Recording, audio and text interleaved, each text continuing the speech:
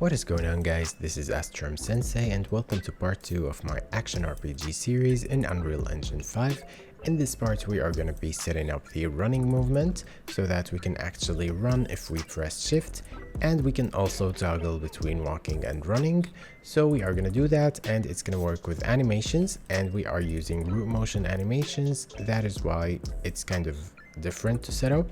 So we are going to set that up and we are going to make it work properly so that we can set up other things in the next part. So anyway, before we get started, make sure that you subscribe and like so that you can support this series and you can help me keep making more of those.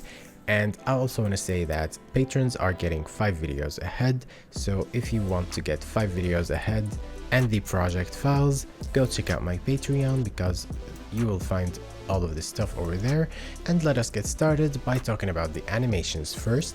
So first of all, for these animations, for the running animations, I have already imported them and set them up in the first video, but in case you haven't seen that, you can just go to, for example, the blend space, which is over here, movement blend space, and here it is.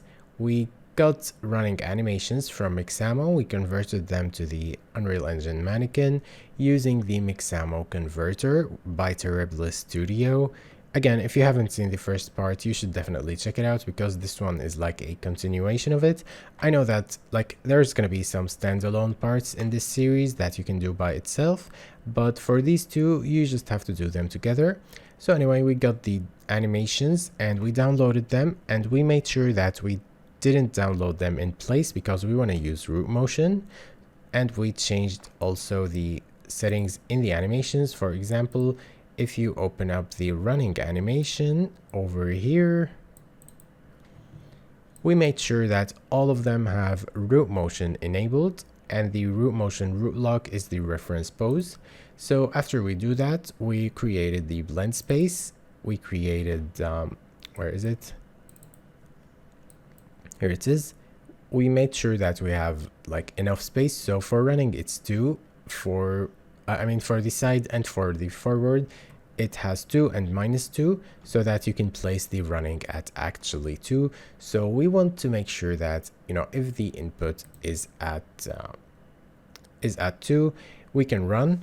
Or what we can do alternatively is we can actually set it up so that the walking is at 0.5 and then the running is at 1. Yeah, I think that's more common for modern games since they have running at default and they do not have walking. But if your game like has default walking and then you can press a button to run, like almost all horror games are like that, then you can set it up the way that I'm going to right now. Or should we just go with the default? Yeah, actually, you know what? Let us go with the... No, actually, no, let's not do that. We're just going to go with the normal setup, which I usually use, even if it's like more used in horror games. I like using it a little bit more. So anyway, we are going to start by, you know, going to our third person character, which is over here.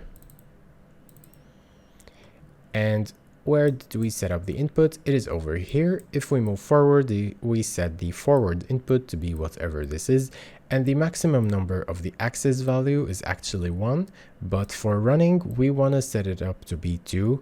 So yeah, we're gonna just do some math and multiply it so that we can choose between running and walking. However, I'm not gonna do that yet. First we want to create an input for the running button, so I'm gonna go to the project settings.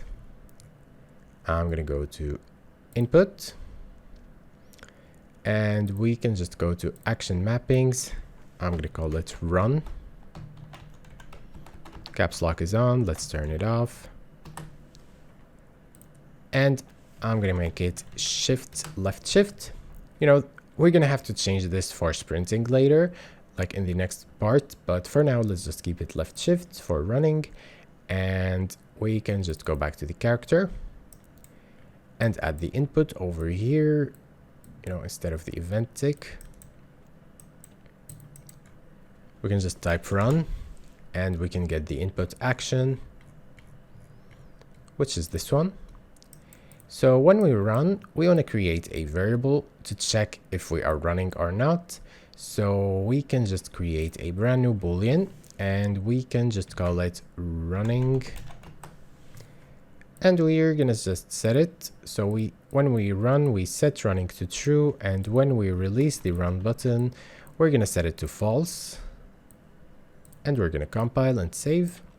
Now since we have done this, what we can do is we can just over here, when we move forward, we can check if we are running, then we are gonna multiply the axis value by 2 so that, you know, the number that reaches the blend space is actually 2, so that it plays the running animation. And you know, since root motion is like moves the player itself, like the animation is what moves the player will move depending on the animation speed. So if you have a running animation, you do not need to set up the character's walking speed since we are not using that. So as I said before, it's going to be pretty simple to set this up. So first we want to check if we are running. So we're just going to branch, we're going to get the running variable and we're going to connect it here. And then we are going to set the forward input. But if running is true, we're going to set it to be a different forward input. So you're just going to place a new node from here, press the multiply button and do it like this. Then you connect the axis value over here. So we're going to set the forward input to be the axis value multiplied by 2. So you can just multiply it by 2. And that should be perfect. And then we also want to do one if it's false. So we're going to copy the set forward input, paste it here, connect it to false.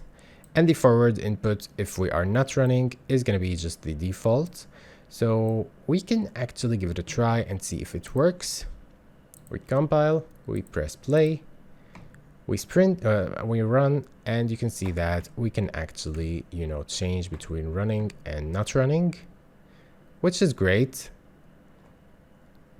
And as I said before, it moves the character faster since the animation is what drives the player. So yeah, this is just perfect. You actually don't have to set it up for the sides. Some games just do that. You cannot run to the sides or backwards. You can just run forward. But, you know, I'm trying to follow the control scheme of the new God of War game. You know, it's not new anymore. But yeah, that's what I'm going to follow for this. So I'm just going to copy all of those and paste them over here. And then, you know, we're just going to connect it. Connect this one to this one. And this one to the true. So if it's true, if we are running, we're going to multiply the axis value so that, you know, we can just multiply it so that it reaches the blend space as a 2 and not as a 1. And it chooses the running animation. Now I'm going to copy this and paste it here and connect the axis value to the default and this one to the false for if we are walking and not running. And yeah, I think this is perfect. So there will be more setup towards this inside of the sprinting video, but since I haven't prepared the animations, I'm going to do it in the next part. But what we want to do now is actually, no, let's test the running to the sides first. Oh yeah, the running animations aren't really there for the sides. So we're going to have to change that in the blend space. We're going to go to animations, movement blend space. And here it is. We can just move it like this downwards. So it's going to be next to the 0. And I might actually put a copy of them up there because I like them as diagonal animations. But let's just give them a try first. So you can see that walking actually works. Then you press the shift key and it changes it to the number 2 and activates the running, which is perfect. Now when we disable running and try running forward, I mean diagonally, you can see that running activates by itself, and this is happening when the running animations aren't there. So I'm gonna try to put them over there. Let's just do that. I'm not sure if it's gonna work. If it doesn't work, I also have another solution, but you know, let's just try this first. So yeah, it does work. It looks great. We can also do it for the backwards diagonal. So we put the right strafe over here, the left strafe over here, and give it a try. You know, this is not going to be perfect since I haven't put up diagonal animations. So when you are walking, they work fine, but if you actually run and try to run in a diagonal way, you cannot really do that. It just runs to the side, and that is because, you know, we added these side animations to be over here, and the animations are what drive the character in root motion. So yeah, it's just not going to work properly. We are going to need to download the diagonal animations, but I don't think I'm going to do that. Let me just check if I actually have any of them. So I do have some diagonal animations. I'm actually going to import them. You can find these on the Mixamo website. You just search for run backward diagonal and run forward diagonal and download them not in place so that they have root motion enabled. And yeah, I'm just going to import them to the Unreal Engine mannequin skeleton. And we're just going to wait for it. And then right click, Asset Actions, Bulk Edit via Property Matrix, Root Motion, Enable Root Motion. And yeah, I think they are now perfect. Now we can go back to the movement blend space and actually put them instead of these. So we find the run forward diagonal, we put it here.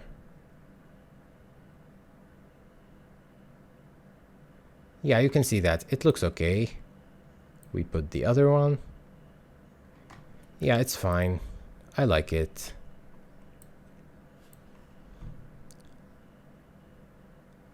Also for the backwards, I'm gonna put both of them. And that should actually massively improve it. So if you press play, you can see that it looks perfect now. And also it works for the walking, but it's not gorgeous. So maybe for this, what we can do is we can actually, you know, use the right strafe and left strafe. So maybe we put it over here, and this one over here. Where's the left strafe? So that, you know, when it's like this, it kind of moves like this. Yeah, let's just give it a try. You know, this is all luck for bad assets. You can see that it doesn't look great. So we're not gonna have to use, like, we're gonna have to not use them. What if we actually put them over here? Maybe that would be a little bit better. Yeah, it's a bit better. So we put the running animation, we put a copy of them over there, so that when it's forward input 1 but side input 2. Yeah, that's fine. And we are also going to do it for the backwards, so we put the left strafe over here and the right strafe over here, and these are just temporary. If you're gonna like make animations or buy animations, you can just replace them with the right ones, but since I don't have that, sadly, I cannot do it. So you can see that the movement actually works now, and it's 8 directional with running, and you can just run properly. Now, since we have finished all of that, let's actually work on a very basic system where we can actually use the tab key or the caps lock to toggle between running and walking. Yeah, let's just do that. So I'm going to go to the settings, project settings, go to input. Over here, we are going to add we're going to add an action mapping, and I'm just going to call it toggle walk. And then we can just go with caps lock and close this. Now we can just go back to the character, and we're going to get the input action. So search for toggle walk. Here it is. Now, when we toggle walk, we are going to flip flop. And I know it's a very basic thing, but since running is off by default, we are gonna make it so that, you know, we're just gonna set running and copy it again. And you want to do it based on whatever is the default. So currently not running is the default. We can actually change that and, you know, make the running the default, and we're gonna have to also flip those if that's the case. And then you can just, you know, since running is default, the first option of the flip-flop should be false, And the second option should be, it turns it back to true. The flip-flop is, just does, if it's A, then it does B, and if it's B, it does A, kind of like a light switch. And yeah, I think that's all for it. It's gonna be, like I told you, it's a very basic system, but anyway, you can just press the caps lock and it turns her back into running. Then you can press it again, it switches to to running. And if you press the shift key while running, she switches to walking. But if you press the shift key while walking, she doesn't do anything, but then it switches to running, which is a problem. Let's actually fix that. So we're gonna go back to the character one more time. And what we're gonna fix is we're actually gonna use a flip-flop for this one as well.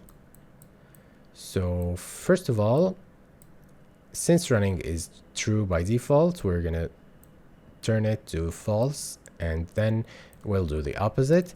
And for the released, we're also gonna do the same thing, but I'm not sure, is using the flip-flop really the smartest thing? Yeah, it's just a very simple thing to do, so that's fine, I guess.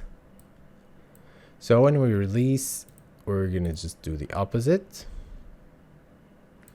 So we can just give it a try and see if it works. So now running is the default. We press the shift key, it switches to walking, then we release, it switches to running, then we press caps lock to make walking the default, then we press the shift key, she starts running, then we release, she starts walking. Yeah, this is just perfect. So anyway, I really hope you guys enjoyed it. If you have, please make sure to subscribe and like the video, since we have set up the entire movement thing. Now, you might be wondering, like, why is she walking in all, like, in those directions? Wait 1 minute. Wait a minute. Yeah, I found a glitch. Oh no, it's not a glitch really. The default is the running, I forgot that. Anyway, you might be wondering, why does she move like a first-person shooter? Well, I'm trying to mimic the God of War game, so the new God of War game. It's not new anymore, but yeah, I'm forever gonna call it the new God of War game. I don't know why, but anyway, yeah, we're gonna mimic the control scheme of that, despite the fact that we are actually making an RPG and not really like the hack and slash game that it is. But anyway, we're gonna mimic that control scheme. However, in the later parts, I will be showing you how to change that and make it so that it, controls like a normal third-person game, and then when you lock on, it switches to this one. But for now, I just want to set up the basic stuff first, and then we'll get into that later. So anyway, if you have enjoyed this, please make sure to like and subscribe, because that would really help me continue this series. And super special thanks to my precious patrons who are receiving the project files with the support that they are giving. And I will see you next time. Take care, have a great day, and bye.